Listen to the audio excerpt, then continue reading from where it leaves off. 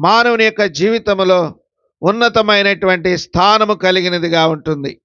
మానవుని జీవితాల్లో ఈ దేశంలో పాపము అనేటువంటిది తన యొక్క సింహాసనం ఎత్తైనదిగా చేసుకున్నదిగా ఉంటుంది. కనుక మేము చెప్పుచున్న మాటలు గమనించండి. మానవుడు తనకు తెలుసు జన్మ తరహా పాపి అని. ప్రియులారా, బైబిల్ కూడా ఆ మాటే సెలవిస్తుంది. జన్మ కర్మ పాపములతో మానవుడు భూమి మీద జీవించుచు చలించుచు మరణిస్తున్నాడు అని. ప్రియులారా, అయితే పాపములో పుట్టిన మానవుడు, పాపములో మరణిస్తున్న మానవుడు పాపములో మరణించి నిత్య నరకానికి వెళ్ళిపోతున్నాడు. అందుకనే నరకం తప్పించుకోవాలని ఏటేటా మానవుడు తన పాపం పోగొట్టుకోవటానికి బలులు అర్పిస్తూ ఉన్నాడు.